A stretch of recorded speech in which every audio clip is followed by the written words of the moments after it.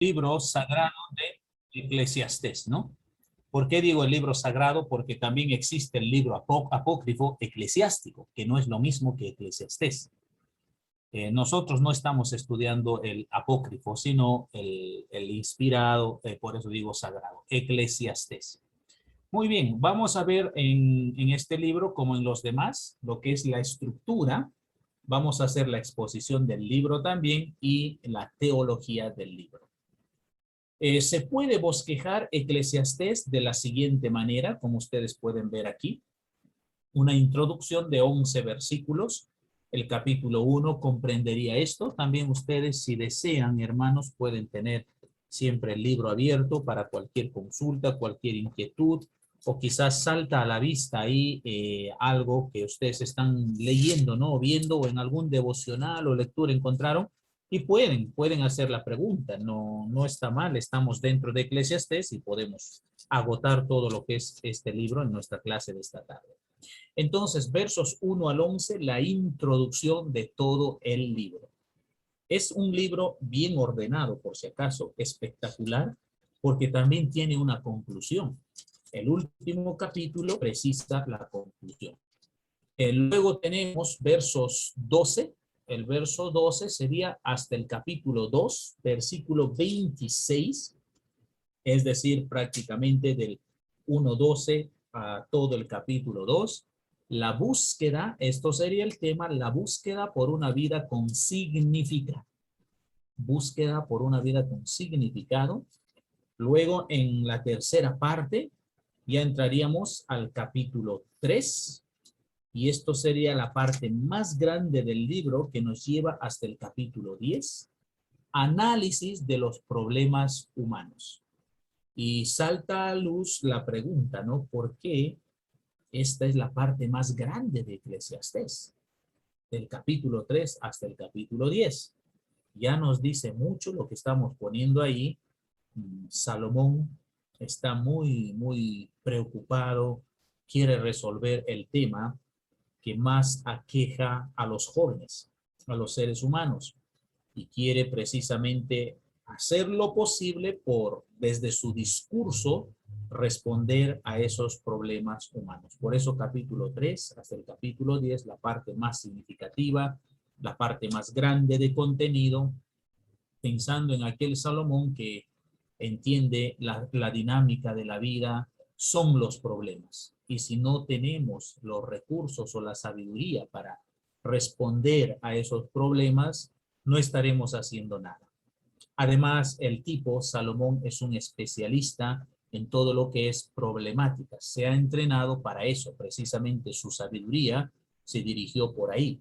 Como rey, era un tipo espectacular, la capacidad, el conocimiento que Dios le había dado para resolver problemas. En cuarto lugar, solución de los problemas humanos, capítulo 11 al capítulo 12, versículo 18, que ya es el último capítulo, para llegar así a la conclusión en el capítulo 12, versículos 9 al 14, hermanos. Versos 9 al 14. Y ahí termina, como dije, es un libro muy ordenado, bastante claro, con una introducción, con su desarrollo y con una conclusión que va al final, versículos 9 al 14. Exposición. Esa es la estructura. ¿Se puede estructurar de otras formas? Sí. Se puede hacer toda una parte teórica también y al final una parte práctica, pero tomamos este bosquejo que acabo de mencionar.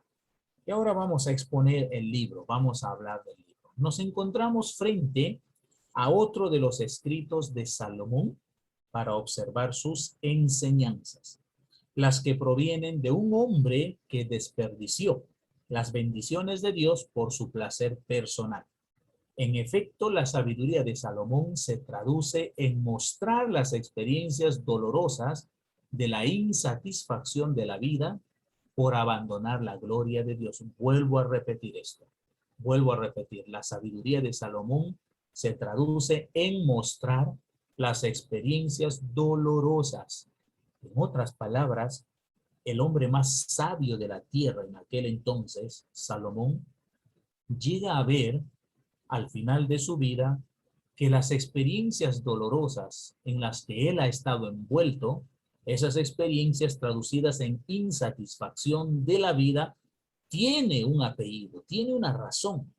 Estas experiencias de insatisfacción muy dolorosas han sido dadas por haber abandonado al Señor, por haber abandonado la gloria de Dios. Entonces, compartir ese espacio de su vida deja ver que supera a la enorme sabiduría de Salomón. En otras palabras, en este espacio él traslada su corazón y pone aquí todo de sí, pone toda la carga para demostrar, miren muchachos, porque escribe a jóvenes, miren jóvenes, puedo haber sido el hombre más sabio de la tierra, pero esto no ayudó en nada para resolver el tema del dolor y la insatisfacción que ha sido parte de mi vida. ¿Y propia de qué? Propia de haber abandonado la gloria de Dios. Entonces, él se ofrece en este libro para enseñar precisamente desde ese corazón dolido, desde esa experiencia de dolor. Por lo tanto, aquí hay muchísima sabiduría de este que vivió un antes y un después. Entonces, este libro tiene el objetivo de advertir, hermanos, de advertir a las generaciones siguientes, sobre todo jóvenes, para que no cometan el mismo error trágico de su autor. Por lo tanto, aquí la idea precisa eso de que Salomón se pone en un lugar para poder compartir lo que él ha aprendido. En ese sentido, Eclesiastés trae la traducción de la Septuaginta poniendo la idea de lo que Salomón está haciendo. No está diciendo aquí que hay una iglesia en el Antiguo Testamento, porque la palabra Eclesiastés viene de la palabra iglesia. En griego la palabra es eclesía. Y ojo con esto, hermanos, en el Antiguo Testamento todavía no está presente la iglesia. La iglesia es propia del Nuevo Testamento, la eclesía es propia del Nuevo Testamento. Pero en cuanto a terminología, la palabra eclesía no significaba algo sagrado. La palabra eclesía simplemente era para referirse a cualquier tipo de comunidad o reunión, cualquiera sea. Ojo, no era una palabra sagrada. Llegó a ser una palabra sagrada, pero en su originalidad, en ninguna manera. Cualquier tipo de reunión en la esquina, en la calle, en el mercado, eso era una eclesía. Era una reunión, una asamblea. Entonces, la Septuaginta toma toda esta idea de reunión, porque deja ver que Salomón constantemente se para en algún lugar de Jerusalén, puede ser el palacio, y desde ahí diserta los temas, enseña, invita a jóvenes de Israel para que escuchen sus temas. En el 1.1 no dice iglesia, en el 1.1 dice palabras del Kohelet. Kohelet es la palabra hebrea para predicador. Noten entonces, toda la idea que está dando aquí es Salomón, el hijo de David, rey en Jerusalén, se ubica en algún lugar de Jerusalén, yo pienso el palacio sería esto, quizás ahí en el balcón o en una especie de púlpito o mesa, desde ahí predica todo el tiempo, diserta sus temas, enseña, da conferencias y en su interés, gente joven porque él quiere enseñar a esta gente joven que no vayan por las pisadas que él pisó. El hombre experimentado se ofrece aquí para predicar, enseñar en el tono de advertencia para que la gente joven no cometa los mismos errores que él cometió. ¿Por qué? Porque tan desastroso en la vida. Será crítico y por eso él ha experimentado, quiere que la gente joven no llegue a eso. Entonces la Septuaginta observa el panorama de Eclesiastés y en lugar de llamarle el predicador al libro, como lo llamaban en hebreo, el Kohelet, se llama en hebreo, la Septuaginta dijo, es toda la idea de una asamblea, es toda una reunión, entonces que se llame eclesía, eclesiastés. De ahí viene la palabra, entonces, eclesiastés para este libro, lo puso la Septuaginta. Podríamos discutir que hay una diferencia de parte quizás, a veces la Septuaginta está yéndose más que traducir a veces se va a interpretar. No es fácil la interpretación, hermanos, no es fácil la traducción. Todos nosotros, si estaríamos en la dinámica de traducir algo, siempre se nos iría por ahí el hecho de ya aplicar, de ya interpretar. Es un arte traducir sin interpretar, pero hay secciones en la interpretación, perdón, hay secciones en la traducción que no suena bien en otro lugar si uno las traduce igual, y por eso va la tendencia de interpretar. Con eso yo quiero decir, a veces es justo interpretar, pero a veces se abusa de este medio. No se está traduciendo, sino yendo al extremo de interpretar. No dista mucho. Si es el predicador está en una asamblea, en una reunión, predicando siempre, enseñando siempre, disertando sus conferencias. Salomón toma de la audiencia, del contexto, para darle el nombre de Eclesiastés, entonces, o eclesía, ¿no? De donde viene el nombre Eclesiastés. Los destinatarios, jóvenes, siempre jóvenes aquí. Si notamos también con el libro de Proverbios, también Salomón piensa en gente joven. Se nota que él ha amado mucho a la juventud y ha buscado en lo mejor que pueda las mejores intenciones para la gente joven. Porque hay esperanza, pues, hermanos, en gente joven, ¿no es cierto? Gente joven puede cambiar las reglas, el mundo y todo lo que hay, el decurso del tiempo, la vida. Gente mayor, está más estable, pues. Gente mayor ya tiene más definido el pensamiento, pero la gente joven no. Me avisan en cuanto ustedes tengan alguna pregunta o inquietud de las cosas que voy explicando. También los aportes que puedan tener. Muy bien. Las palabras más importantes que se repiten en el Eclesiastés o en Eclesiastés son los siguientes. Y no podemos pasar por alto esta palabra repetida en todo el libro y que llama mucho nuestra atención, Hebel. La palabra Hebel. Ni bien entramos al versículo 2, ya está Hebel. Vanidad de vanidades. Hebel Jabalim en hebreo. Hebel Jabalim. Dijo el predicador, Hebel Jabalim. Todo es Hebel. ¿Es cierto? Hebel, que se traduce por vanidad. Aparece 30 veces en el libro. Literalmente significa aliento, vapor. En sentido figurado indica aquello que no tiene valor. En Eclesiastés, la vida vivida fuera del plan de Dios es Hebel, sin valor, sin propósito, sin sentido. A ver, esto es importante para nosotros. El creyente, el lector de la Biblia, entra a su Biblia con Eclesiastés, vanidad de vanidad, y lo primerito que viene a su mente no es Hebel, para nada, porque no sabe, ¿no es cierto? ¿Qué significa eso? Lo primero que viene a su mente es vanidad. Oh, ya está enseñando la Biblia contra la vanidad. Sí, pues las mujeres vanidosas todo el tiempo, ¿no es cierto? Varones vanidosos no es mucho, pero las mujeres vanidosas. Sí, yo tengo una hermana frente al espejo 2 horas ahí cuidando su rostro, su cabello, arreglándose y no está contenta con eso. Ah, claro, yo también tengo otra hermana que va al mercado y compra ropa y todo es vanidad tras vanidad. ¿Qué es vanidad? Vanidad viene a ser la exageración que el ser humano pone en sus cuidados, pero no es la misma que está diciendo Salomón. ¿Me dejo entender? La traducción de vanidad aquí más va por el sentido de lo pasajero, de lo efímero. Por eso Reina Valera puso la palabra vanidad, por lo pasajero, por lo efímero. El concepto hebreo de Hebel es precisamente humo, humo, aquello que se va, el humo. ¿Ya? Bueno, no creo que todos estén en el contexto de la leña, conocen la leña, sí, la fogata, el humo, pero todos están en el contexto de su cocina, por ejemplo, cuando la tetera hierve y sale ahí el vapor.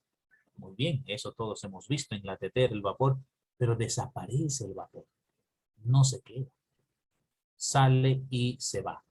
qué tremendo Salomón. Y hermanos, permítanme aquí un paréntesis con Salomón. No era sabio solamente porque el Señor le dotó. Él es un tipo muy meticuloso con la vida, muy distinto a muchos de nosotros. ¿Qué quiero decir meticuloso con la vida? Salomón anda observando y reflexionando, o andaba observando y reflexionando. No sé si ustedes conocen gente así. Yo he tenido amigos así, que vamos al campo y mira una flor y se queda observando la flor y yo le digo, ¿qué haces ahí con esa flor perdiendo tu tiempo? No, me dice, observa bien esta flor. Yo miro la flor, la miro. Eso como una flor cualquiera. No, señor, no es como una flor cualquiera. Mira bien. ¿Qué voy a mirar?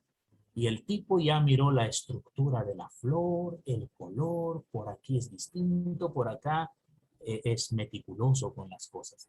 Salomón era algo así, hermanos, muy observador y en la observación razonando todo el tiempo. Una mente científica tuvo Salomón.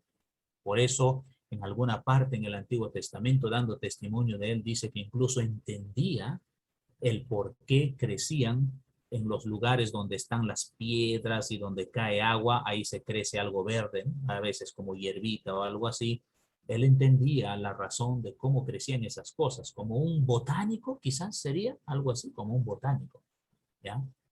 Entonces, hay personas así muy meticulosas, muy curiosas, observadoras, ¿no?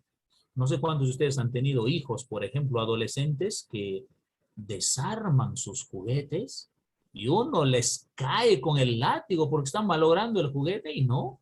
Ahí va desarrollando la mentalidad para hacerse un investigador en el futuro, porque luego, bueno, no arma, pero otras veces logra armar.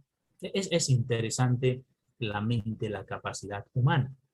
Entonces, Salomón observaba cómo el vapor, el humo, salía y desaparecía. Usa eso como una analogía para decir vanidad de vanidades. Todo es vanidad. Y muchachos, va a decir, ustedes son la flor de la vida y los jóvenes estaban felices escuchando a su rey y les decía, ustedes también son Jebel Jabalí. ¿Qué? ¿Nosotros somos Jebel Jabalí? Sí, muchachos, ustedes son Jebel Jabalí. Ahí estaba una señorita linda escuchando a Salomón con sus 15 años, 18 años. También nosotros las chicas somos Jebel Jabalí. Sí. ¿Qué quería decir con eso, Salomón? Que esta edad tan bonita que ustedes tienen pasará, como el humo, como el vapor. ¿Me entienden, hermanos, cómo va construyendo Eclesiastés en su mensaje? Ah, todos los que puedo ver en la pantalla ya son mayorcitos, ¿no es cierto? Yo no sé si hay algún jovencito en nuestro curso. No creo, ¿no? Hermano Pedro, no creo que usted tenga 15 años, ¿no es cierto? O Douglas, no creo que tenga 18 años, ¿no es cierto? Hace rato que se pasó eso, dice Douglas. Todos nosotros somos conscientes, nos miramos al espejo, vemos nuestras fuerzas. ¿Verdad, Hebel Jabalí? Ya pasó, ya pasó, ¿no es cierto? Quisiéramos, Yo tengo quisiéramos tener 25. 25, ¿qué? Sí, sí, Es hermano. jabalí, es Ah, jabalí. quisiéramos, ¿no? Quisiéramos tener 25 por ahí, pero creo que no hay nadie en el curso, ¿no? Así, tan jovencito, ¿o sí? ¿Hay alguna jovencita, señorita, así entre los 20? No. Todos por encima de 40, me imagino. ¿O no? ¿O estoy mal? Quizás Carlos Figueroa es bastante joven, me parece, o a saber de cuándo será la foto también, pues, ¿no? Porque ahí ponen una foto y no es muchas veces de ahora, puede ser una foto de 10 años o 20 años atrás, entonces, ¿no? Ya no está. Pero ahí va. Hebel Jabalí no solamente es lo efímero de la vida, sino también es precisamente la misma vida.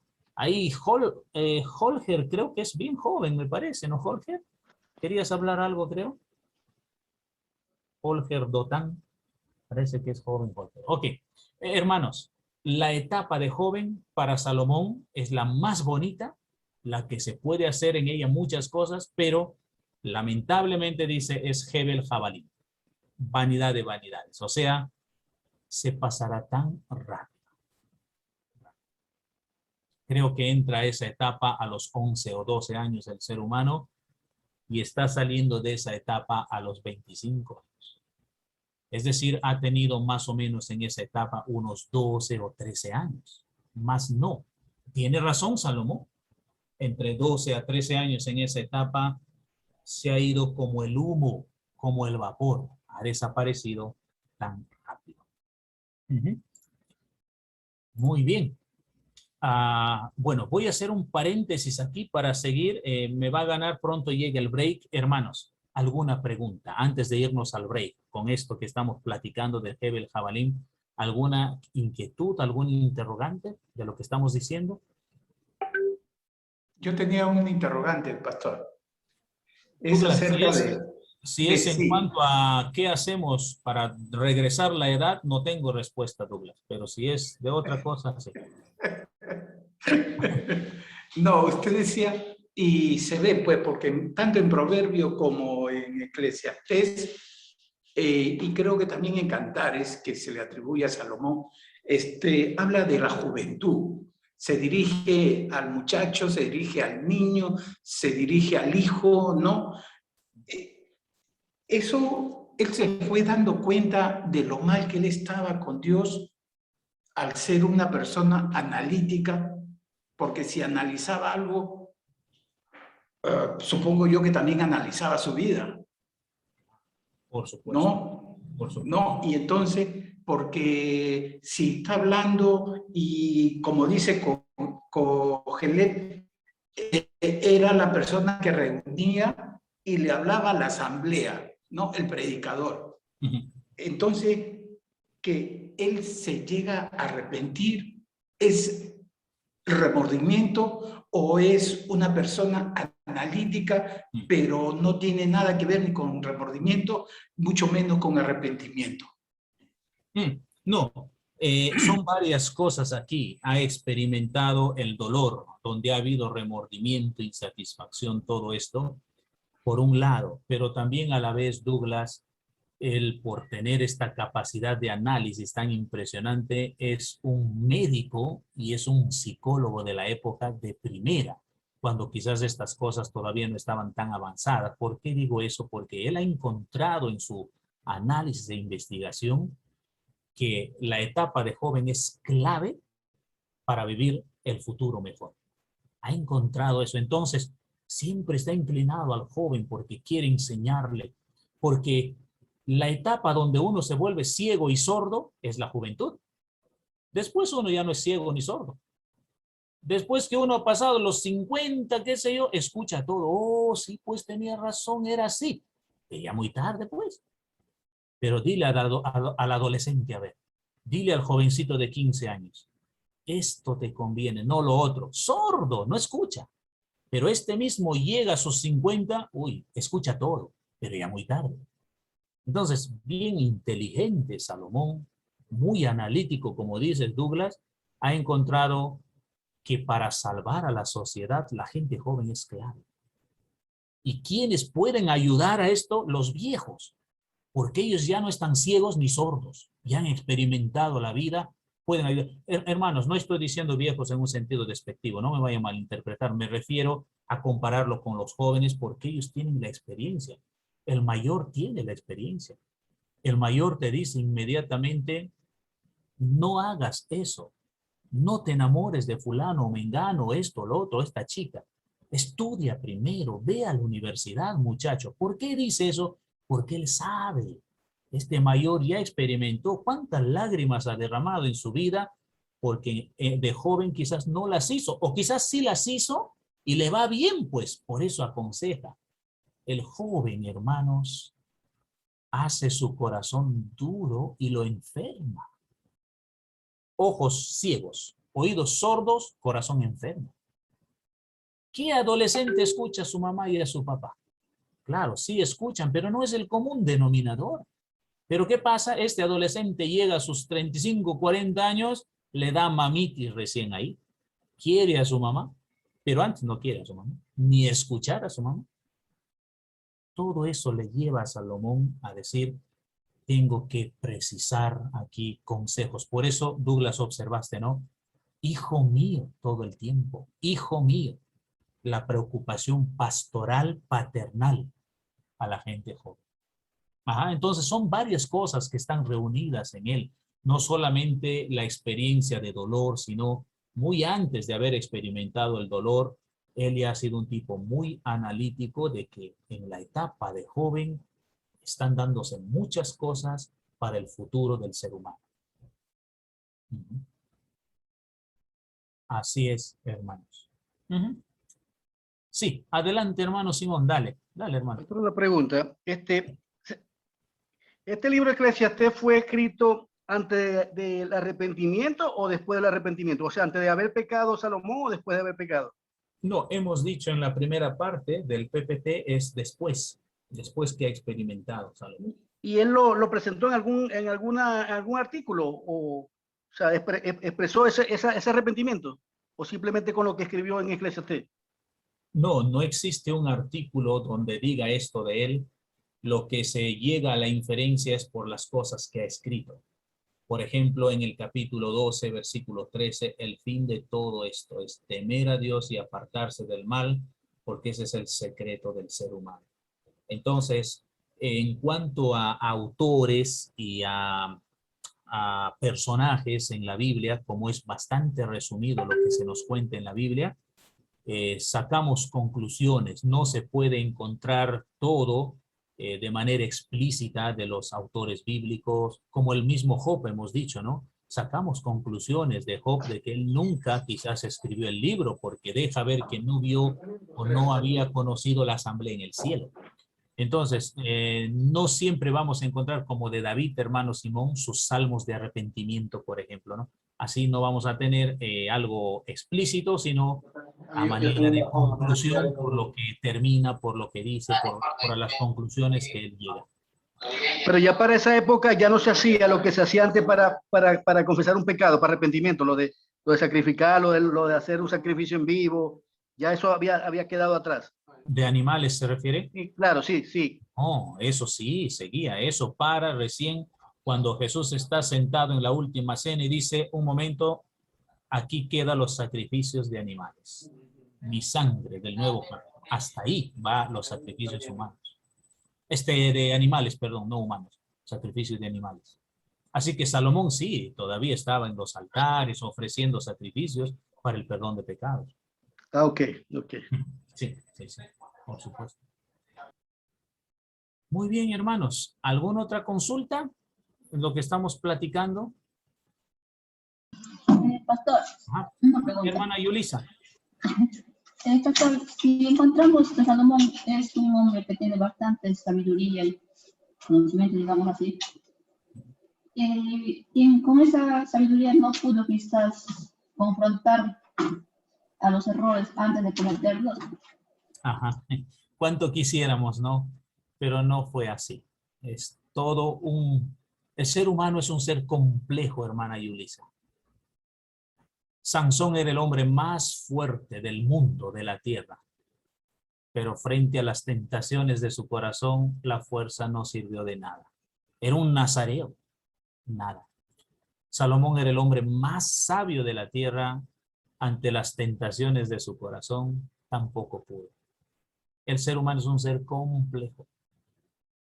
Raro, ¿no es cierto? Distinto. Y es ahí donde entra el poder del Evangelio de Romanos 1, 16 y 17. El mejor remedio para el corazón del ser humano. Y los pecados del corazón también, pastor. ¿Cómo dice, hermano Simón? Los pecados del corazón, la naturaleza pecaminosa. Exacto. Por eso Pablo, con toda la sabiduría que Dios le dio, dijo, el que piense estar firme, mire que no caiga. Cuando ya lo entierran a uno, recién dirá, seguro, ahora sí ya no pasa nada, ya está enterrado, ¿no es cierto? Pero antes no. Antes no. En cualquier momento, si descuidamos nuestro corazón que esté al día con el Señor, estamos en peligro. Así es. Hermanos, voy a dejar un momento, tenemos el break, nuestra hermana María. Entonces, para recapitular, ¿no es cierto? Hebel, Jabalín, vanidad de vanidades, es el tema central del predicador del Cógelet, aquí en este caso el hijo de David, rey en Jerusalén, para identificar a Salomón como el autor. En su análisis, él llega a esta conclusión. Muchas cosas son Hebel Jabalim, muchas circunstancias son Hebel Jabalim, y también la misma edad es Hebel Jabalim. Pero sobre todo es Hebel Jabalim en esencia la vida vivida fuera del plan de Dios, sin valor, sin propósito, sin sentido. Vanidad de vanidades equivale a decir sumamente vano. Por eso repite Hebel Jabalim, sumamente vano o lo más vano. Según se lee en los siguientes versículos, el autor califica de sumamente vano a todo. ¿Y qué es este todo para Salomón? Es todo lo que acontece. En otras palabras, se refiere a la vida que transcurre debajo del sol. Entonces, tenemos que entender un poquito el pensamiento de Salomón. Hay dos cosas con Hebel Jabalim. En esencia, es lo sumamente vano que se vive la vida sin Dios, pero también es una realidad.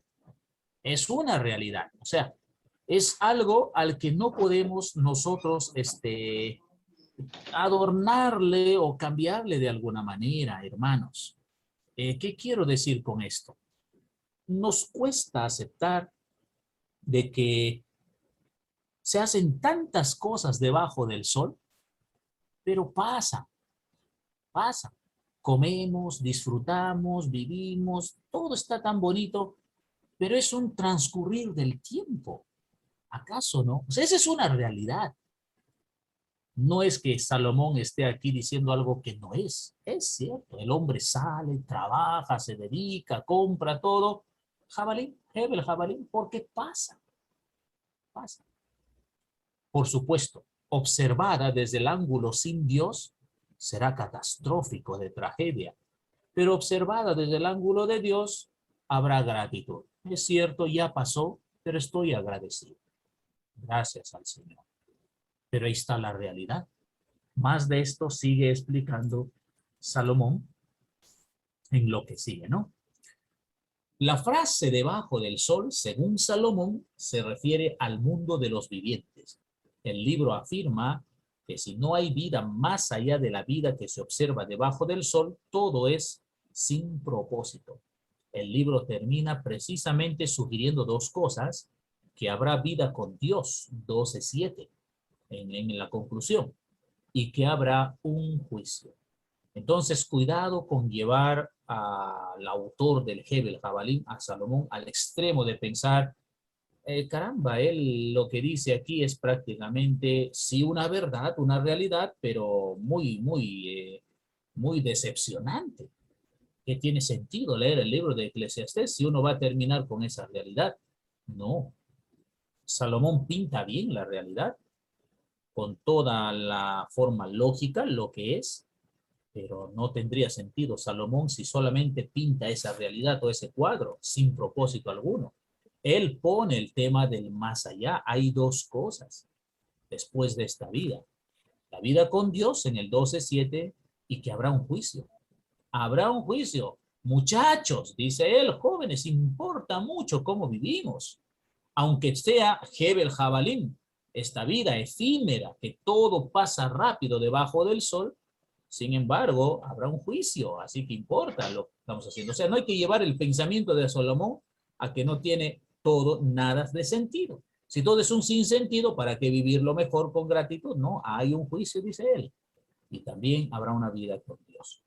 ¿Qué provecho tiene el hombre de todo su trabajo con que se afana debajo del sol? El 1.3, de entrada, ¿no? La pregunta. Tal pregunta es repetida varias veces, en el 2.22, en el 3.9, en el 5.11 y 5.16, en el 6.8 y 6.11. Se repite la misma pregunta. Esta interrogante plantea la motivación que tuvo el autor para dedicarse a investigar acerca del provecho de aquello a que se dedica el hombre. Esa es la pregunta motor, la pregunta que motivó a Salomón a esta investigación. Título de Eclesiastés, ya expliqué un poco de esto, vuelvo a hacer la recapitulación. La Septuaginta le puso el nombre de Eclesiastés porque quiere decir, o que quiere decir, predicador, derivado de la palabra eclesía, asamblea en el Nuevo Testamento, el que predica en la asamblea o en la iglesia. Dicho nombre viene del hebreo kohelet, que quiere decir uno que llama o congrega al pueblo, por eso el predicador. Y aparece en el 1.1, en el 1.2, en el 1.12, en el 7.27, en el 12.8 al 10. Este libro era leído, hermanos, en la fiesta de Pentecostés, porque se consideró un libro de gran enseñanza por los consejos que tenía. Autor y fecha, el mismo libro señala a su autor, Salomón, porque se precisa ahí, hijo de David, rey de Jerusalén. El verso 1 lo dice, ¿no? En todo el libro se tiene suficientes evidencias que apuntan a Salomón como el autor de Eclesiastés. Por ejemplo, el 1.12 dice: yo, el predicador, fui rey sobre Israel en Jerusalén. Podemos ir luego hasta el 12.9, y cuanto más sabio fue el predicador, tanto más enseñó sabiduría al pueblo, e hizo escuchar, e hizo escudriñar, y compuso muchos proverbios. Esas son muestras. Entonces es muy probable que Salomón haya escrito este libro en sus últimos años, no más tarde del 931 a.C., con la intención de advertir a los jóvenes de su reino, sin omitir a otros, que evitaran caminar en la vida sin Dios. Les exhortó entonces a vivir por la sabiduría revelada de Dios. Eso deja ver en la conclusión 12:9 al 4, y, 9 al 14, y cuanto más sabio fue el predicador, tanto más enseñó sabiduría al pueblo, e hizo escuchar, e hizo escudriñar, y compuso muchos proverbios. El 10.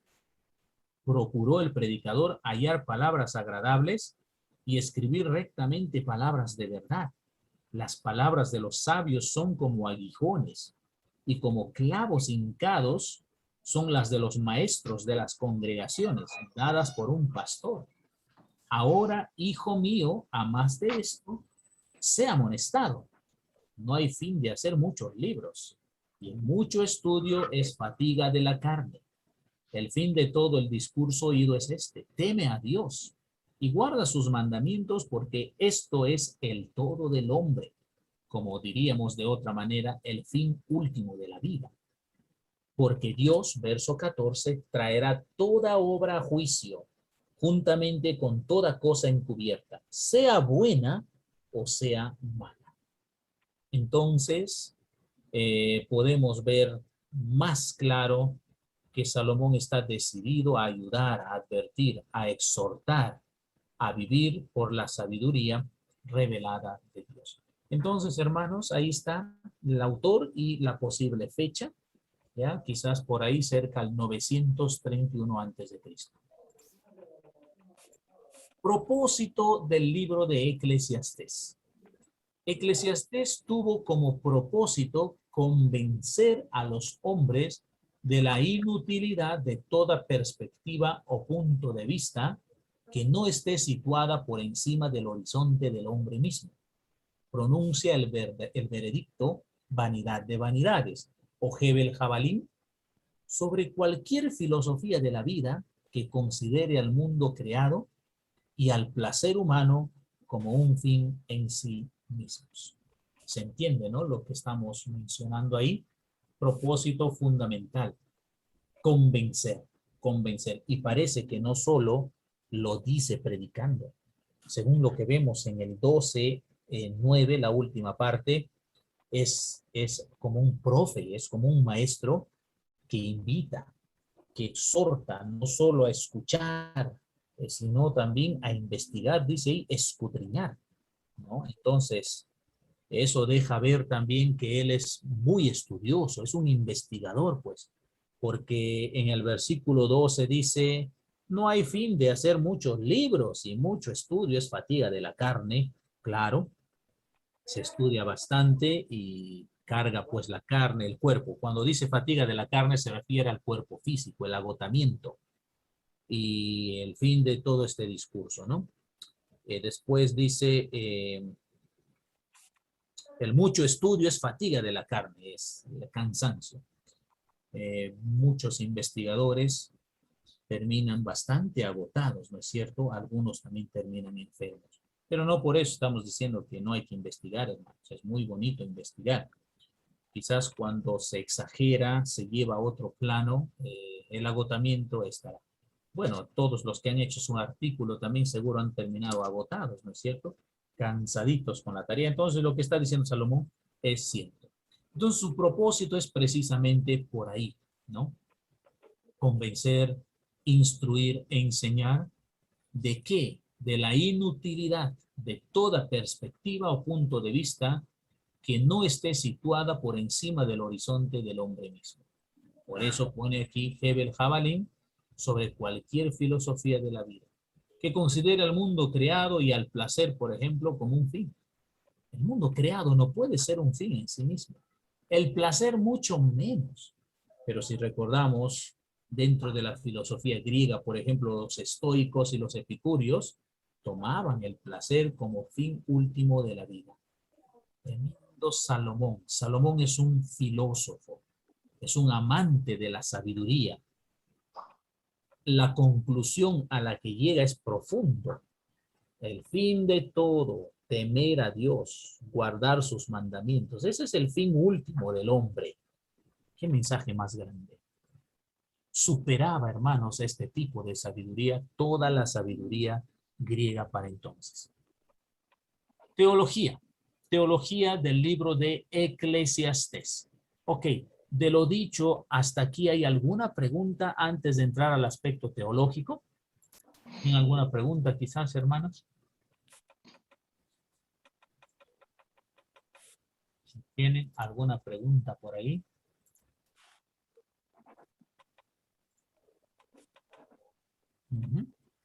¿No? Nos vamos a mirar lo que es la teología en Eclesiastés.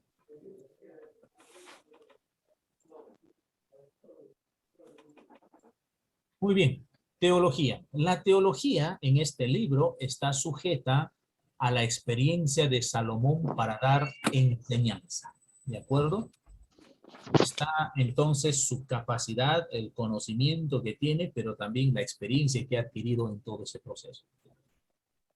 Entonces, es interesante que él va a aconsejar, pero no va a aconsejar sobre la experiencia simplemente o sobre la tradición. He notado que en las iglesias a veces esa es la barrera en cuanto a la consejería a gente joven. La gente mayor o adulta aconseja en base a la tradición o a su experiencia, pero menos en base a la palabra de Dios. Por eso muchas veces los resultados son pocos y cortos. Aquí hay que tener cuidado. Cuando hablamos de la experiencia de Salomón, no estamos centrándonos en que su sabiduría, sus consejos, sus predicaciones, sus enseñanzas están sobre la base de su experiencia simplemente. No, no. Aquí se entiende que está sobre la base teológica y que su experiencia Salomón ha volcado dentro de la comprensión teológica para él, de lo que Dios mueve, de lo que Dios hace. Entonces, Eclesiastés representa la dolorosa autobiografía de Salomón, quien durante gran parte de su vida desperdició las bendiciones de Dios en su placer personal en lugar de la gloria de Dios. Si nosotros miramos el capítulo 12, por ejemplo,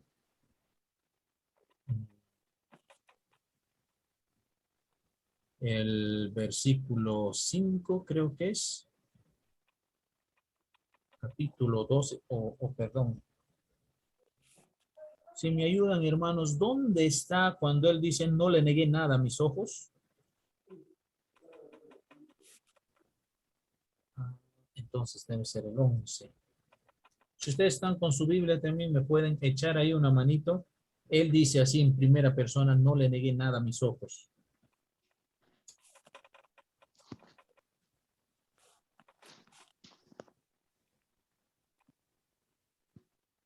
Eclesiastés 2:1, 2:10. 2:10, ya. No era el 12 entonces. 2:10. No negué a mis ojos ninguna cosa que desearan, ni aparté mi corazón de placer alguno, porque mi corazón gozó de todo mi trabajo, y esta fue mi parte de toda mi faena. Ajá. Ahí está.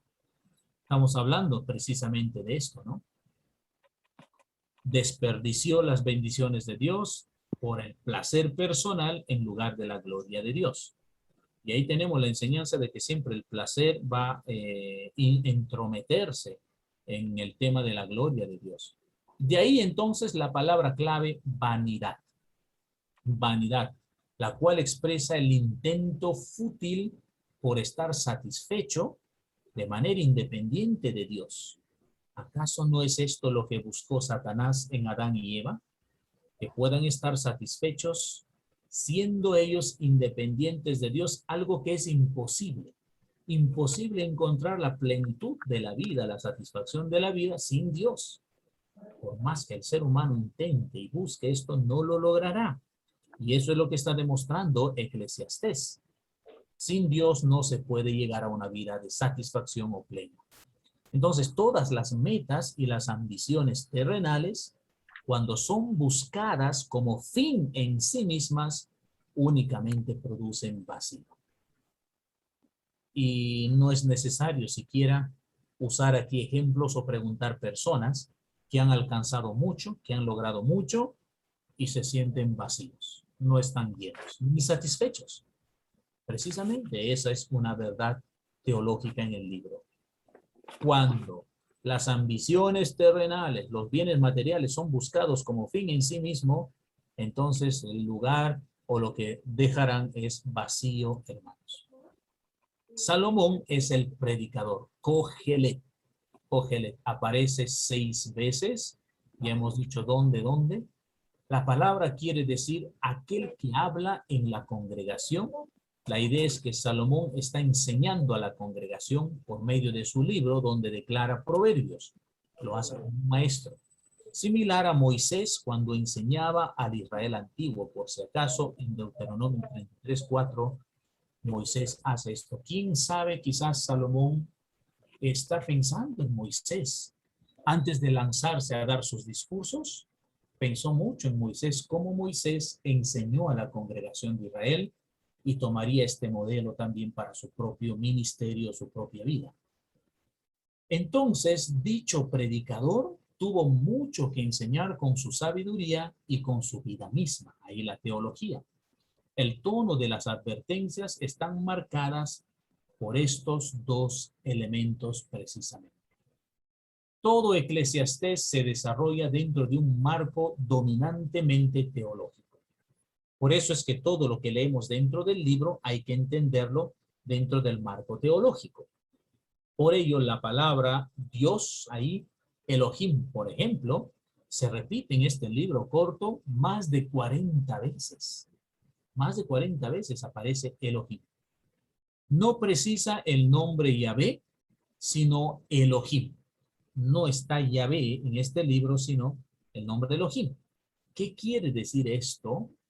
El predicador usa dicha palabra para definir que todo lo que sucede en esta vida descansa en la soberanía de Dios. Los israelitas estaban más familiarizados con dicho término cuando se referían al Dios soberano, majestuoso, y que todo en la historia está bajo su control. De ahí que ellos creían en la providencia de Dios, es decir, un Dios que interviene en el decurso de la historia humana en todos los tiempos. Entonces, el hecho de que no aparezca Yahvé no significa que Salomón no conocía este nombre o Israel desconocía este nombre. No, la intención está en mostrar al Dios soberano. Israel, cuando habla de Dios en lo más excelso, en lo más sublime, Israel comprende con el término Elohim cuando se refiere a la soberanía, a la suficiencia, a la inmanencia, a la trascendencia. Siempre va a aparecer eso en el Antiguo Testamento, nombre Elohim. Elohim. Yahvé no. Yahvé es el nombre más identificado con Israel propiamente, como un sentido paternal, familiar, amigo. Por ejemplo, da las leyes, da el pacto, usa Yahvé, por ejemplo. Pero cuando se trata de lo más grande, la dimensión más amplia, en ese sentido encontraremos siempre el nombre Elohim. Por eso es que en Eclesiastés más de 40 veces aparece este nombre Elohim. ¿Por qué? Porque es un libro, hermanos, profundamente teológico. Está demostrando que Dios está por encima de todas las cosas. Por ejemplo, en el capítulo 3, nosotros encontramos, y ojo con eso, no se puede entender el capítulo 3 si no vemos ese aspecto del Elohim, la grandeza, la dimensión más grande. Permítanme leer los versos controversiales de este capítulo 3. A veces a nosotros también nos ha jugado la controversia, versículos 16 al 22. Permítanme leer lo que dice ahí. Vi más debajo del sol, en lugar del juicio, ahí impiedad, y en lugar de la justicia, ahí iniquidad.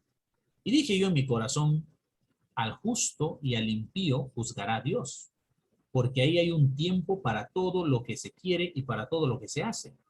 Dije en mi corazón, es así, por causa de los hijos de los hombres, para que Dios los pruebe y para que vean que ellos mismos son semejantes a las bestias. Porque lo que sucede a los hijos de los hombres y lo que sucede a las bestias, un mismo suceso es. Como mueren los unos, así mueren los otros. Y una misma respiración tienen todos. Ni tiene más el hombre que la bestia, porque todo es vanidad. Todo va a un mismo lugar. Todo es hecho del polvo, y todo volverá al mismo polvo. ¿Quién sabe que el espíritu de los hijos de los hombres sube arriba, y que el espíritu del animal desciende abajo a la tierra? Así pues, he visto que no hay cosa mejor para el hombre que alegrarse en su trabajo, porque esta es su parte. Porque ¿quién lo llevará para que vea lo que ha de ser después de él? Me volví y vi todas las violencias. ¿Cómo se entiende todo esto de Salomón, hermanos? Importante para su hermenéutica, dentro de la soberanía divina. Por eso usa el término Elohim. Después hay bastante controversia en el capítulo 3, versículos 1 al 15. Todo tiene su tiempo, tiempo para esto, tiempo para el otro, provecho para esto, tiempo para tal cosa. ¿Cómo se comprende esto? Recuerden la pista que estoy dando, soberanía de Dios. Que Dios está por encima de todo esto y todo lo que sucede debajo del sol está bajo su control. Esto va a sonar descabellado lo que voy a decir. Uno no tiene idea, sale de la casa, bien, no ha peleado con nadie, va, está por ahí, y algo sucede, o lo asaltan, o un accidente, y muere esta persona. Muere. La interpretación humana es el dolor. No hubiera salido. Si tan solo no hubiera salido, no hubiera muerto. No hubiera llevado el celular. Por culpa del celular le han asaltado. Todas son interpretaciones humanas. Vista a través de Eclesiastés, soberanía de Dios, la forma en que se dé, queridos hermanos, esa persona ese día se tenía que ir. Como sea. Como sea. No, pero pastor, no hubiera muerto si no hubiera salido. No, señor. Ese día moría si así está decretado por Dios. Es que no puedo entender. Si no hubiera salido, no hubiera pasado esto porque le han asesinado. Ese fulano, ese ratero le ha quitado la vida.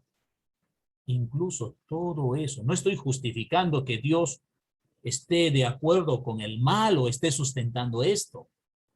Pero hermanos, quien le quitó la vida a Pablo y le decapitó era un criminal, un abusivo, un déspota, el emperador Nerón. ¿Me dejo entender? Y Pablo nunca lo acusa siquiera. Está dentro de la soberanía de Dios.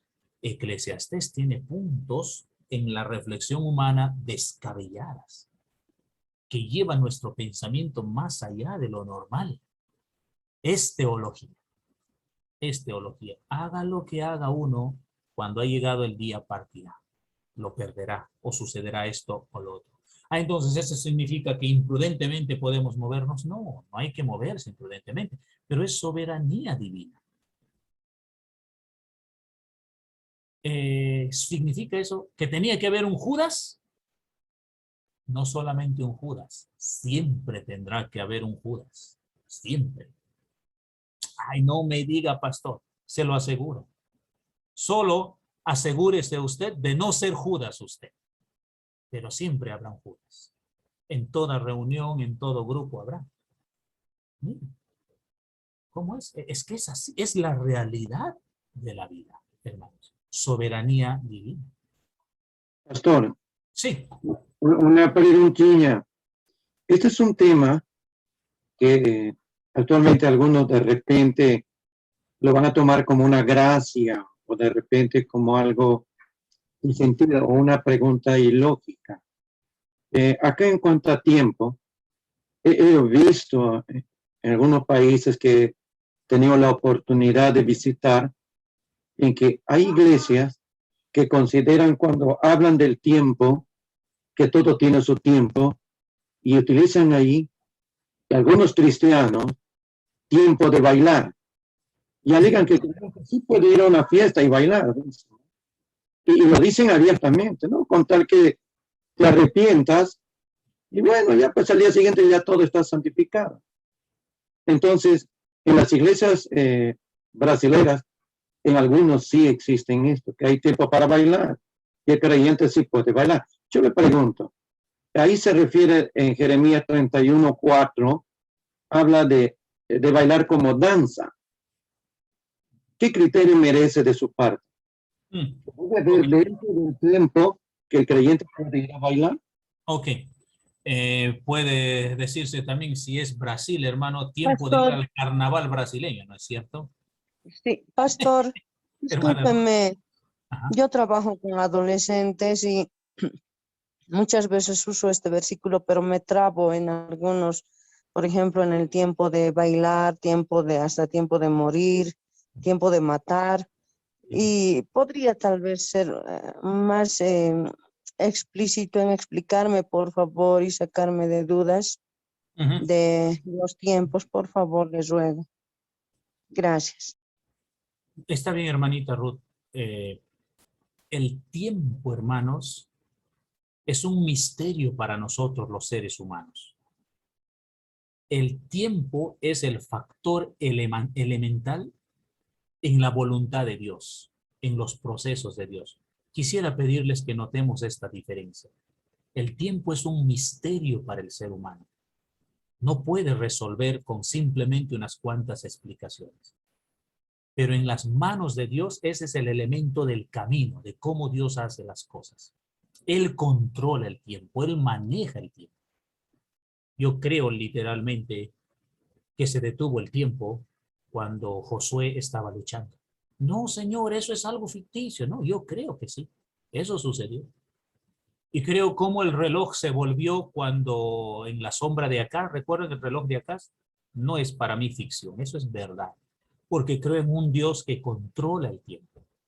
Cuando dice tiempo de matar, tiempo de bailar, todo esto es soberanía de Dios. No está diciendo que ahora es el tiempo de bailar, que ahora es el tiempo de matar, ahora es el tiempo de reír, ahora es el tiempo de comer. No, no, ahora es el tiempo de amar. Oye, te esperas, hoy día no te amo porque no es el tiempo, mañana recién toca amarte. No, no, no, no. Salomón está describiendo cómo el factor tiempo en la tierra es un misterio, para Dios no lo es, pero Dios está sobre la esfera de todo eso, como también interviniendo en la historia. No está diciendo que se tenga que matar, sino que la misma muerte, queridos hermanos, está en ese espacio de cómo Dios controla y dirige las cosas. Él es el que tiene al final el timón del barco. Vuelvo a repetir, para nosotros la muerte de Pablo y la muerte de Isaías está bajo la interpretación de peor muerte. Uy, deben haber sido peores hombres para haber muerto de esa manera. No decimos así, el vecino que se muere asesinado, sí, pues no, ¿qué habrá hecho en su vida? Habrá cosechado, pues. Nuestro juicio va así. Pero Isaías era un santo, hermanos, profeta de Dios y fue aserrado por la mitad. Pablo, un santo de Dios decapitado. Me dejo entender. Entonces, en primer lugar, es soberanía divina. Todo lo que está ocurriendo debajo de la tierra. En el Perú, ¿quién es el presidente? Castillo. Nos guste o no nos guste, lo que sea, ha sido puesto por Dios. No, pastor, no diga eso, no puede haber sido puesto por Dios. ¿Por qué no? Si la Biblia lo dice. Ah, pero explíquemelo. No puedo explicar, hermanos. Es soberanía divina. Ojo con esto.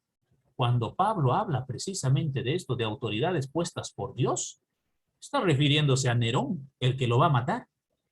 Y todavía dice, sujétense a la autoridad, porque él tendrá que dar cuentas a Dios un día. Ah, también no es que la autoridad se la va a pasar de vivo. La autoridad, el gobernante, no es cosa graciosa llegar a ser alcalde, gobernador, representante, presidente. No, no. Va a dar cuentas a Dios de cómo administró lo que Dios le confió. Es cosa seria. El juicio es grande. Soberanía divina. ¿Cómo están puestos cada uno de ellos? Mis hermanos venezolanos me imagino que están diciendo, ¿y puede decir algo de Maduro?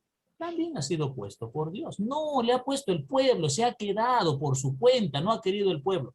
Pero eso está dentro de la soberanía divina, hermanos, que es difícil comprender para el ser humano.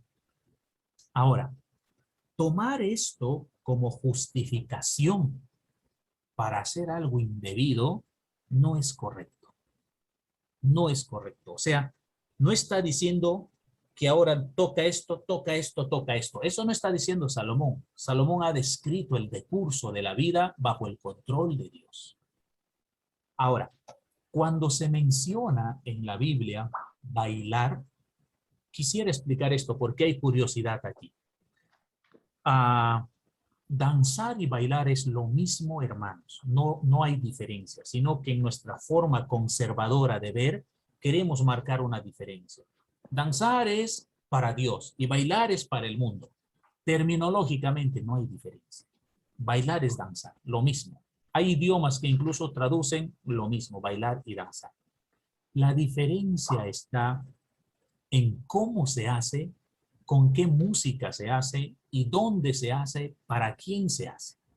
Me dejo entender. Ahí va la diferencia. Israel bailaba, Israel danzaba, Israel bailaba, ¿de acuerdo? En su contexto tenían sus formas de celebración. Ojo con esto. Eso no significa que toda la celebración de Israel era sagrada, porque Israel se emborrachaba en sus fiestas, hermanos. Ojo con eso. Usaban vino. El vino estaba en todas las comidas, en todas las reuniones, pero estaban presentes los excesos.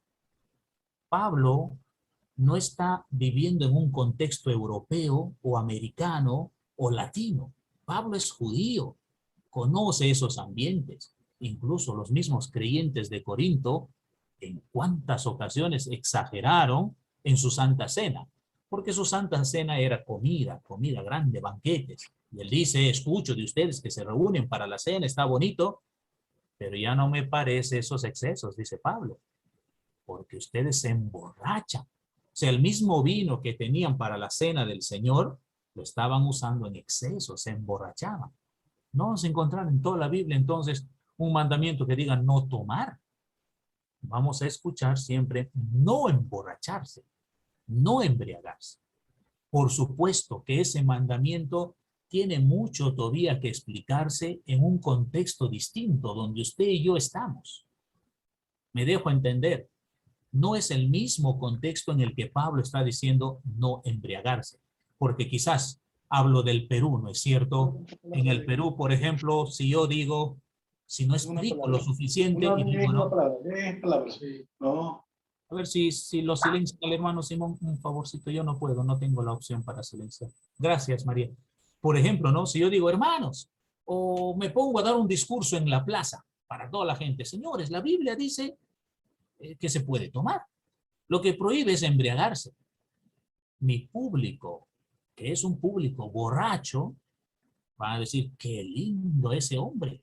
Trajo palabra de Dios. Hoy terminamos en la cantina. Esa enseñanza requiere, ese mensaje requiere enseñanza, decirlo bien, explicarlo bien, el contexto. O sea, la Biblia sí dice, no se embriaguen, no prohíbe tomar, pero vuelvo a repetir estas enseñanzas o estos dichos en contextos donde el contexto es borracho, la gente está buscando solo una justificación, no cabe, pues, hermanos. Lo mismo va con el baile. Vuelvo a repetir, no todo lo que Israel está haciendo en su cultura significa que sea santo y consagrado, hermanos. Dicho sea de paso, no cabe la danza hebrea, por si acaso. Si por ahí les visita a alguien o les dicen, oiga, hay que enseñar a los hermanos la danza hebrea porque es la danza santa, ¿de dónde saca eso? No está en la Biblia en ningún lugar. Y tenga cuidado, si viene de todo un mundo o todo un movimiento del judaísmo, le va a complicar la vida de la iglesia, por si acaso. ¿Eh? Porque en el mundo hay una sensibilidad a todo lo que es judío. Todo lo que es judío la gente toma como bienvenido. No, señores. Peligrosísimo decir bienvenido a todo lo que es judío. Peligrosísimo, porque ahí va a filtrar cosas que son contra la cristología. Si entra la danza, esté seguro que pronto este movimiento le va a poner a los varones la circuncisión y hasta cambiarle el tema de domingos a sábados. Eso va a entrar. Entonces, Pablo, o quiero dar aquí un punto hermenéutico, no solamente Pablo. Todo lo que la iglesia del Nuevo Testamento está haciendo en relación a la ley y al Antiguo Testamento es fundamental para nuestra comprensión y práctica teológica en el presente.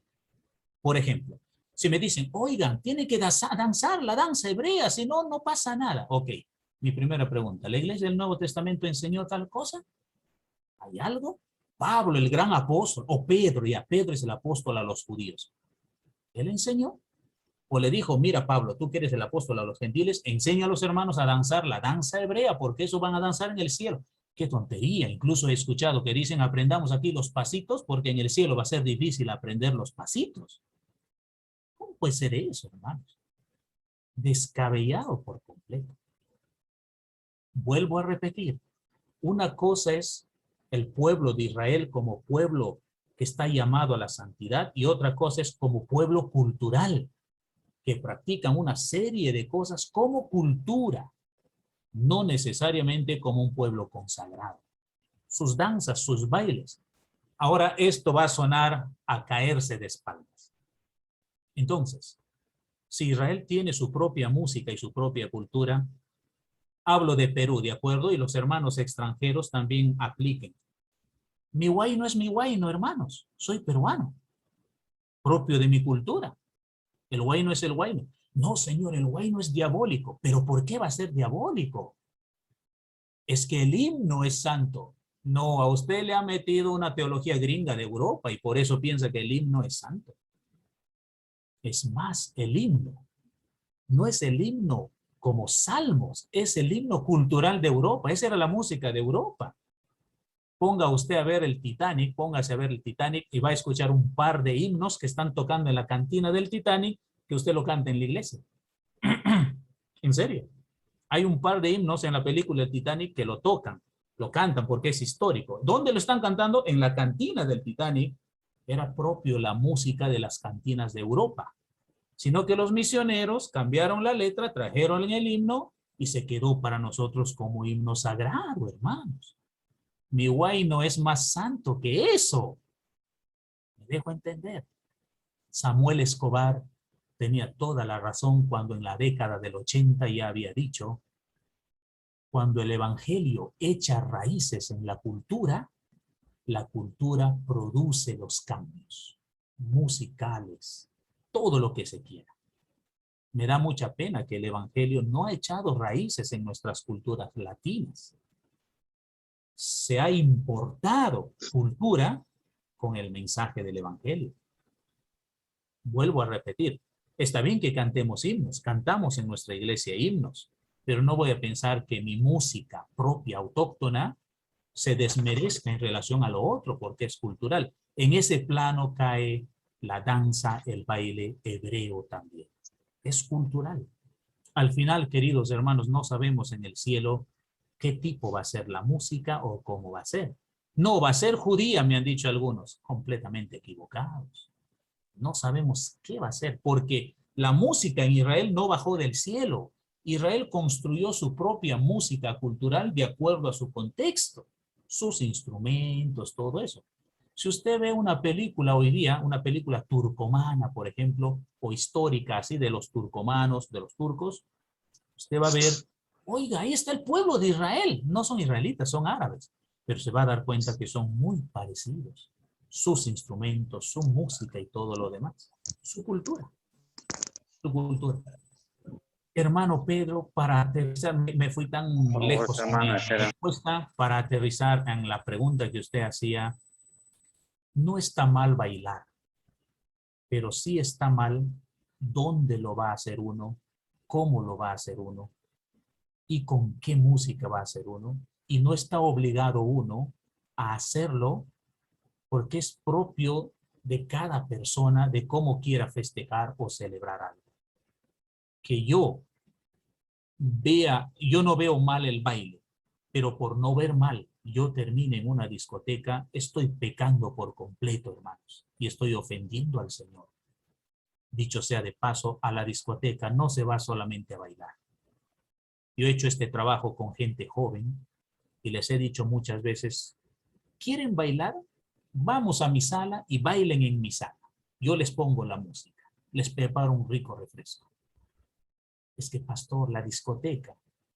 Pero ustedes me han dicho que quieren bailar en mi sala. Bailemos y yo bailo con ustedes si quieren. ¿Les parece? No, la discoteca. Entonces, explíquenme qué tiene la discoteca. Y hermanos, la discoteca es otra.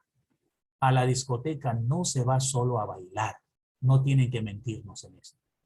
A la discoteca se va a más cosas. Si solamente fuera bailar, baile en la sala. Punto. Se acabó. Pero nadie quiere bailar en la sala solamente porque en la discoteca hay más. Entonces, ¿qué es, hermano Pedro? Es pecado. Es un contexto pecaminoso. El cristiano que quiera justificar bailar así está completamente errado. No ha entendido que ha salido del mundo de las tinieblas a la luz. No ha comprendido que ese mundo ya terminó hace tiempo. Me dejo entender. Con eso, Profesor. yo creo que nuestros hermanos, por ejemplo, que congregan en iglesias donde danzan, debemos tener mucho cuidado quizás de cerrarnos o juzgarlos. Si lo hacen bien, con corazón para el Señor, pero no es lo mismo que decir a un joven, a un adolescente, oiga, vaya usted a bailar y esto que lo otro. Profesor, Sí, quiero opinar algo, ¿no? Aquí es donde creo yo, es mi punto de vista. Primero de Corintios 10:23 nos dice a nosotros que todo me es lícito, pero no todo me conviene. Todo me es lícito, pero no todo me edifica. Todo lo edifica. Entonces, no creo que cuando nosotros aceptamos a Cristo en nuestro corazón como nuestro suficiente Salvador, tenemos que seguir en las mismas condiciones en que estábamos antes, porque el Señor nos dice a nosotros que ya todas las cosas viejas pasan, aquí todas son nuevas hechas. 100%. Pero aquí hay un detalle, y estoy de acuerdo con eso 100% porque es palabra de Dios, pero aquí hay un detalle. Los contextos, la cultura, siempre que tiene que ser considerado. Vuelvo a repetir, no soy un hombre de baile, no soy un hombre de discoteca, no soy un hombre de licor ni de cigarro. Nunca lo he hecho, hermano. Nunca me ha gustado. Nunca he ido a una discoteca, para que me entiendan. Pero tengo inclinación musical y mis oídos, mi mente escucha la variedad musical de una manera impresionante. Disfruto escuchar cualquier tipo de música, la variedad que le pone. Andaba con un hermano en un bus y yo estaba muy interesado escuchando, yo disfrutaba. Y el hermano me dijo, ¿cómo siendo cristiano puedes estar escuchando eso? Eso es horrible. Yo le digo, es que hermano, yo no me estoy deleitando en esto, en el mensaje, sino mira, te das cuenta que hay este instrumento, mira esta melodía, aquí hay todo un trabajo de músicos de personas que han trabajado. ¿Sabe qué me da a mí? Me dice él, me trae todo mi recuerdo de mundano. Yo con esa música me amanecía. Ah, pues eso es otra cosa. Eso es otra cosa. A mí no me afecta nada, porque yo no me he emborrachado nunca con esa canción. No tengo recuerdos malos con esa canción. Pero el hermano dice, yo hermano amanecía con esa música, descuidando a mi familia. El contexto, vuelvo a repetir. Por eso es que no puedo implantar o poner como una ley para todos. Eso tiene que ser contextual. Y lo otro importante, depende dónde vivimos y en qué país nos movemos. No sé si hay dominicanos en esta clase. Hermanos, si nos movemos a República Dominicana, el culto es baile. Y música que quizás suena fuerte en nuestros países. En el Perú, por si acaso, sonaría fuerte. La cumbia. En pleno culto ellos alaban al Señor con la cumbia. Y sé que para un ambiente bastante conservador sonará...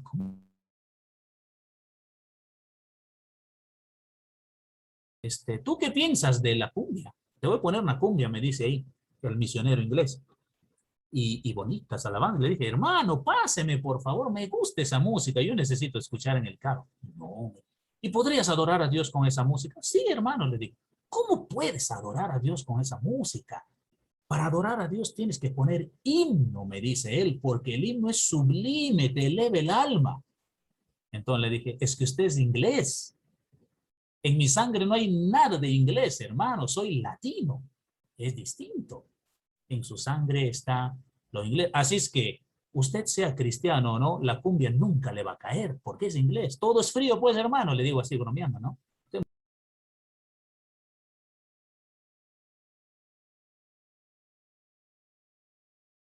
Pastor, tu audio. Su micrófono, hermano. Solito se fue, alguien me apagó.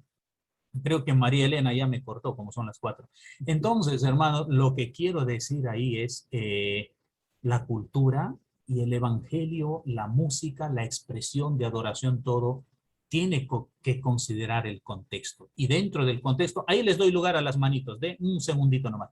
Y dentro de ese contexto es importante ver que una cosa es la congregación, la alabanza congregacional, y otra cosa es también lo que yo puedo escuchar de manera personal.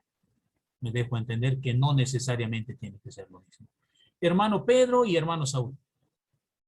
Pastor, tendríamos que analizar dos cosas. En primer lugar, yo, por ejemplo, canto música de Roberto Carlos, ¿no? Las baladas de Roberto Carlos, José Augusto. Pero como mi función también de predicador misionero. El detalle está, pastor, que yo selecciono la música. Música que hable, por ejemplo, de sexo, que hable de amantes, no las canto cuando hay actuación. Y la segunda que quiero preguntar es, pastor, o sea que si hay un cumpleaños de un ser querido y nos invitan a bailar, y entonces uno tiene que analizar tal vez la música. Por ejemplo, hay muchas cumbias que hablan que te fuiste con otro, que te fuiste con mi compadre. Y algunas acá en Perú, en Ecuador es distinto tal vez, es que muchas de la música de la sierra habla mucho de culto a la adoración a Pachamama. Claro, claro. Entonces, ¿no estaríamos entrando en un proceso de idolatría tal vez? Sí. En unos casos, yo voy a bailar esas músicas o es que yo tendría que analizarlo. Yo, por ejemplo, comparto la idea de Galicia, de la hermana Galicia Bentecourt, que habla que todo es lícito, ¿no? Mas no todo edifica. Entonces, la pregunta final es, pastor, ¿usted considera estar en un cumpleaños y bailar una música que yo considero de que está hablando de sexo, está hablando de adulterio, está hablando de corrupción? ¿No es esto, pastor, seguir la corriente del mundo que habla el apóstol Juan?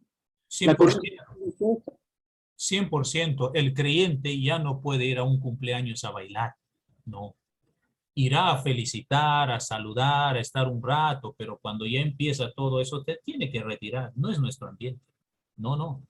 Eso es distinto. No puede. No estaríamos dejando que el evangelio transforme la cultura. Si no, estaríamos acomodando el evangelio a la cultura. Y no solamente con baile, con música, sino con tantas otras cosas, hermano Pedro. Yo sí estoy en contra de que un evangélico entre a un momento y se dé ahí su desmande de fiesta y baile y le meta todo. No, es un creyente que tiene serios problemas, no ha entendido bien el evangelio. Saúl. Gracias, pastor David, hermano David. Bueno, sí, de verdad me ha encantado su explicación y capaz hay hermanos que lo han malinterpretado pensando de que usted está dando libertad a esto del baile y desbandarse, ¿no? No, usted no está diciendo eso. Usted está explicando realmente el concepto del baile. Y lo que quería acotar nada más que el baile es una expresión de alegría, por eso que lo encontramos en la Biblia. Es una expresión, y uno cuando está contento, baila. Ahora, no nos vayamos al baile, pues, que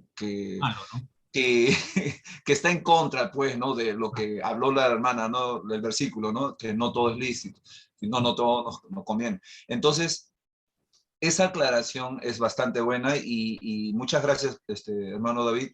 Con mucho gusto. Me gustó. Y es cuestión de entenderlo nada más, porque si no lo entendemos, vamos a pensar mal, pues, ¿no? Vamos a pensar mal. Y tenemos que respetar las culturas. Y nosotros estamos en Perú, pues, ¿no? Entonces, en Perú tenemos muchas músicas hermosísimas. También hay malas, porque alguien escribió acá, tampoco las danzas de los huaynos son santos. Es verdad, no todos los huaynos, también hay cosas de los huaynos que ni entiendo yo el huayno, pero hablan de cosas que ofenden a Dios, a la moralidad. Entonces, no, pues no las voy a aceptar, ¿no? Voy a ser selectivo en estas cuestiones. Muchas gracias. Sí, hay discernimiento, hermanos, tiene que haber discernimiento para saber escoger, pero vuelvo a repetir, cuando el evangelio ha echado raíces en un lugar, lo expresa por medio de la cultura. Y una de las cosas que va a expresar la expresión cultural va a ser la música. Entonces les animo a los peruanos, no olviden que el huayno es autóctonamente Perú. Y si hay una alabanza en huayno, qué bonito, qué bonito. Lo que me da pena, vuelvo a decir, es he andado en la sierra y en los pueblos nativos de la selva, hermanos, no hay música cristiana autóctona con la música del lugar. Ustedes no van a creer que yo he estado entre los huitotos y los boras, ni una sola canción en bora y en huitoto al Señor. Todo es Marcos Witt, Adrián Romero y Danilo Montero. Tremendo, tremendo. Eso es todo lo que se importa. La misma cultura no ha experimentado el evangelio para producir su propia música. Geraldine, tenías una pregunta, creo. Veo ahí tu manito. Sí, hermano. La pregunta es la siguiente. Por lo menos en Latinoamérica, por no nombrar otros lugares, la salsa, el género de salsa, lo han metido o se ha ganado territorio hasta dentro de la iglesia. Cuando nosotros estudiamos un poco el género musical, nos damos cuenta de que nace inclusive en adoración a otros dioses, su origen, pues. Y entonces mi pregunta es la siguiente. Hoy en día, en las iglesias tradicionales, por nombrar la salsa como un género, pero también hay reggaetón, hay hip hop cristiano, y muchos estilos diversos de música. Y sobre todo en las iglesias tradicionales, eso ha sido como una cuestión de ensayo-error. O sea, lo han tomado así. Sí permitimos esto, pero aquello no lo permitimos. Entonces hay esa controversia. En su opinión, a nivel, porque hace rato dijo algo que me llamó la atención, y es que una cosa es el baile a nivel personal y otro a nivel de la congregación. Como persona, de repente, nos puede llamar la atención algún género musical, mas eso no significa que en la iglesia lo podamos meter para todos los hermanos de congregación. Entonces, esa es mi pregunta. A nivel de congregación, ¿cómo un pastor hace para tocar estos temas sin herir susceptibilidades de las personas? Porque hay mucha discusión en eso. Yo precisaba eso porque es que incluso hay canciones que no se prestan, no por el estilo sagrado, nada de eso, sentido sagrado, sino que no se prestan incluso para poder cantarlas en congregación. La congregación reúne un ambiente diversificado, creyentes de diferentes edades, es el culto al Señor. No se puede separar jóvenes acá, adultos acá, sino el culto dominical, por ejemplo, están de todas las edades.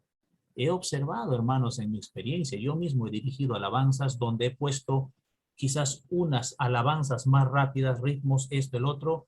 Hay hermanitos que ni alcanzan a aplaudir o cantar. Muy veloz. Entonces, por ahí voy yo, el canto congregacional tiene que ser un canto que todos lo puedan cantar al Señor y no solamente un sector. Y eso es algo que los jóvenes no entienden muchas veces, pues. No, es que este está bonito, recién entró al mercado, la moda. Está bien, cántalo en tu casa, reúnete con 2, con 3. Pero el canto congregacional tiene que ser que todos lo puedan hacer, no un par de personas. Por un lado. Segundo, hermanos, yo creo que los ritmos y la música es demasiado amplio y desconocemos en cómo está dado en la presencia de Dios. Permítanme llevarles a Ezequiel capítulo 28. Ezequiel 28.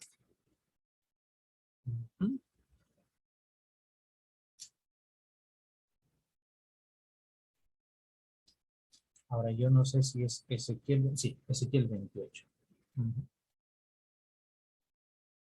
Ya, a ver, no sé si es esto, hermanos, a veces la mente me falla. A ver, antes, denme un segundito, estoy buscando donde dice querubín ungido, cómo te paseabas en el Edén.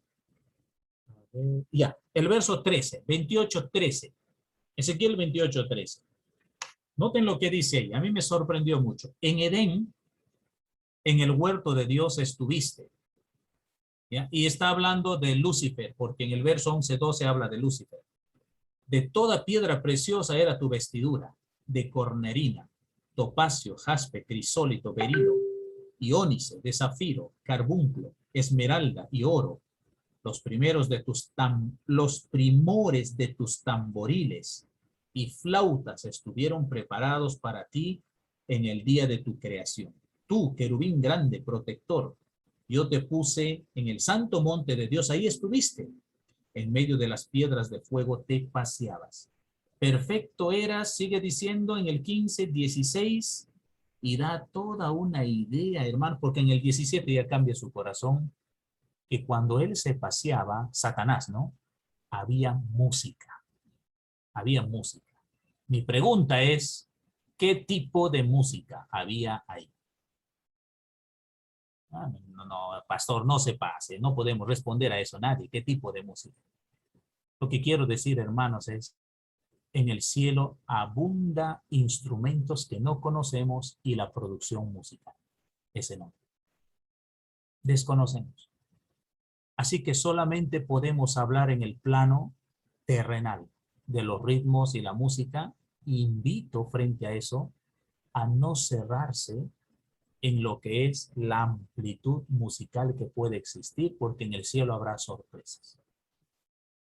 No estoy diciendo con esto que nosotros demos la bienvenida a mensajes subliminales, inmorales, destructivos, denigrantes para la mujer o qué sé yo, destruyendo familia. No estoy diciendo esto, pero ese es el mensaje. Pero la variedad musical, lo que puede producir instrumentos, tenemos que tener la amplitud de pensamiento y de corazón, porque es mucho, es bastante, no sabemos qué más va a haber ahí. Apocalipsis también habla de cómo hay música en el cielo. Lo que Juan no nos dice es qué tipo era, ¿es cierto? ¿Qué tipo escuchó? Había mucho. Ah, no, es que Juan escuchó los himnos que están en mi himnario. No, señores, Juan no conocía su himnario, su denominación. Jamás vio este himnario Juan.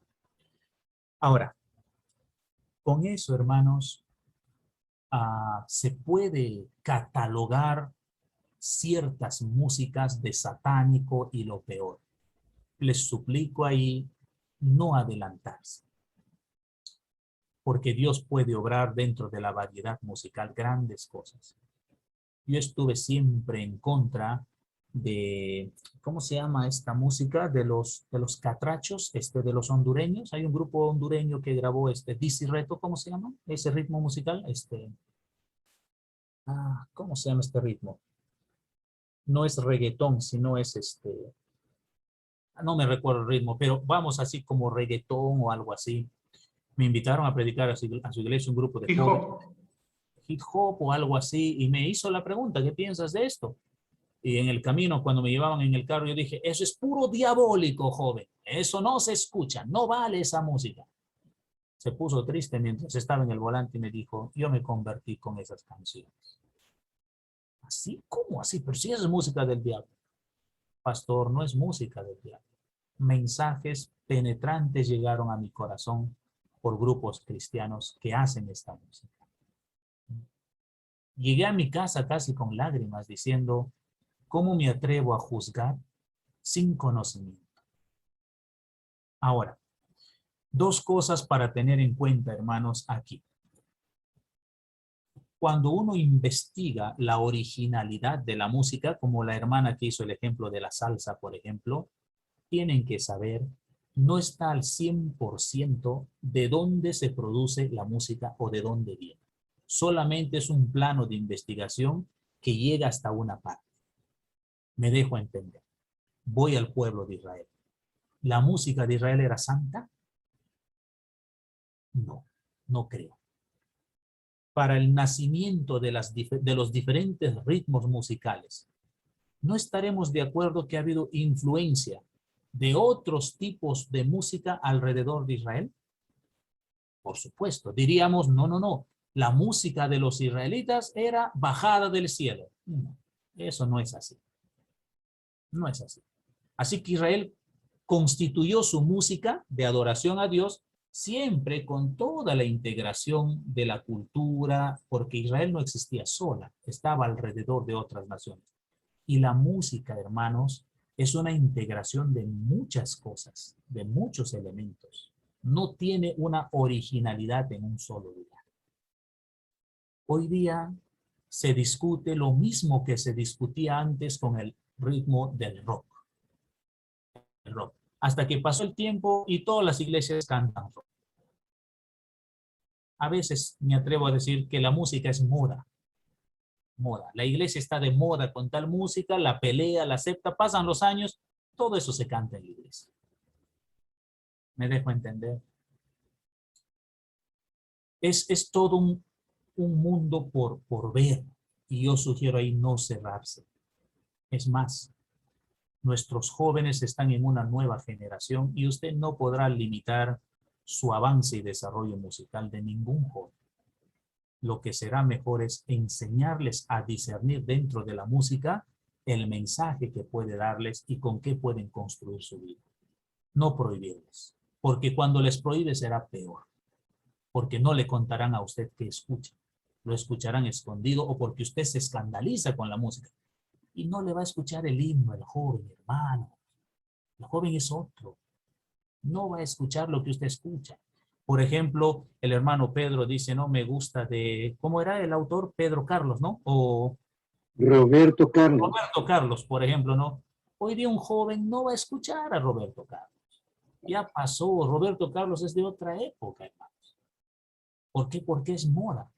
¿Qué está escuchando el joven hoy día? Es otra música. Electrónica. Y ahí tenemos que nosotros ayudarle a discernir, a enseñarle, a canalizarle y no a satanizar de una vez de entrada lo que pueda escuchar.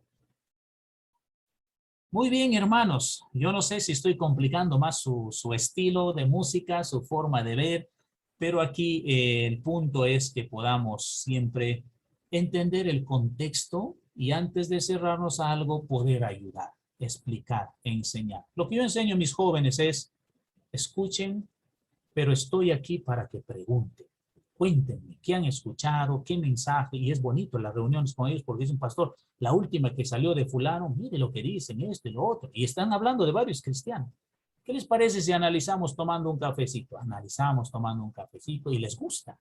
Les gusta. Qué mejor que hay ahí un hermano que pueda ayudarles a analizar. Si de entrada les digo, oigan, ustedes están siguiendo al diablo, están escuchando solo las cosas de Satanás, nunca van a venir a decirme, pastor, ya salió la última, ¿sabe de esto? ¿Sabe lo otro? No. Porque hay que ayudarles ahí. No hay que ser. Y menos lo van a invitar al café. Si no, lo invitan al café también. Bien, Yo hermanos. tengo hijos jóvenes y eso es una realidad, hermano. Claro. Para ellos ir creciendo en el evangelio, yo les decía, oye, pero este reggaetón no, vamos a escuchar este. Y cosas así. Y los llevaba así hasta que poco a poco ellos mismos se han dado cuenta, esta es buena, esta es mala, esta es buena, esta es mala, y han hecho su propia opinión. Pero es así. Aquí antes de terminar dice, hermano, la música de Israel era santa porque Dios del cielo le dio instrucciones al rey David cómo debe hacer la música en el templo. La música judía es instrucción directa del yo soy, el que soy. Luego el pueblo de Israel contaminó la música y la alabanza. Eso pasa con los seres humanos, siempre contaminan la alabanza pura de Dios, pero el origen de la música es siempre santo delante de Dios. No sé, hermano Nicolás, de verdad, en un sentido tiene razón, pero hay una realidad. ¿Cuál es la realidad? Dios no le dio a David el ritmo musical. No fue así. David compuso las canciones de acuerdo a su contexto, con el que él estaba familiarizado, porque tenemos que preguntarnos de dónde aprendió a tocar el arpa. El arpa se tocaba en sus días, de ahí lo aprendió. ¿Qué música? ¿Qué ritmo? ¿Qué mensaje? Por supuesto, consagrado, era un hombre consagrado, pero el ritmo, todo eso es lo que le rodeaba. Dios no le dio una melodía a David, hermanos. Cuando a veces escuchamos a Marcos Witt, dice, no, y Dios me dio esta melodía, dice, no, no es así. La melodía la está componiendo de acuerdo a lo que está sintiendo, su contexto y todo eso. Y la cantamos en la iglesia. Son una bendición, por supuesto. Pero no es algo que bajó literalmente del cielo. La música está en relación al contexto donde nos movemos. Recordaremos que Miriam, por ejemplo, entra en escena con fuerza, la profetiza, ¿no? Miriam. María llama también la Biblia, creo ahí, a la hermana de Moisés, después que cruzaron el Mar Rojo, y se lanza con una música. Se ve que improvisa el mensaje, el ritmo, todo, pero ¿de dónde viene ese ritmo? Difícil decir, es un ritmo puramente celestial, ¿no? Da de haber sido una melodía que la compuso, sí, pero integrada de todo lo que le rodeaba a ella. Egipto, por ejemplo, los acadios, los hicsos, Fenicia, antigua Mesopotamia. Por eso yo decía, ¿cómo sabemos que una música es original de un lugar autóctono? ¿Cómo sabemos? ¿Cómo se puede saber eso? Si la música está compuesta de tantas cosas. ¿De dónde vendrá el huayno? ¿Cómo habrá empezado el huayno? Por ejemplo, en Huancayo nació el ritmo San Juanito. Así se llama el ritmo musical San Juanito. Pero el San Juanito es una mezcla de otras músicas, de otros ritmos. Creo que mezclan tecno, mezclan huayno y no sé qué más se mezcla. Y es original de Huancayo el San Juanito, ¿ya? Pero no se puede decir la originalidad huayno o tecno. Es una mezcla de varias cosas. La música así se va mezclando de una u otra cosa. ¿Ustedes han escuchado al grupo Alborada? Ellos han innovado la música. Alborada, por ejemplo, han ido a Alemania, han hecho música y han mezclado instrumentos folclóricos con sinfonía. Y se escucha agradable. Eso no se había hecho antes. Es agradable. Antes la música folclórica era acústico, ¿no? La guitarra, el bombo, el charango, la zampoña. Hoy día eso se mezcla con saxo, con batería, con bajo electrónico. ¿Ve? Entonces, así es la música, hermanos. Va más y más desarrollándose. Bueno, nos quedaremos por aquí. Muchísimas gracias. Nos faltan unos 2 PPTs de Eclesiastés. Lo vamos a hacer la próxima clase y así terminaremos con Cantares.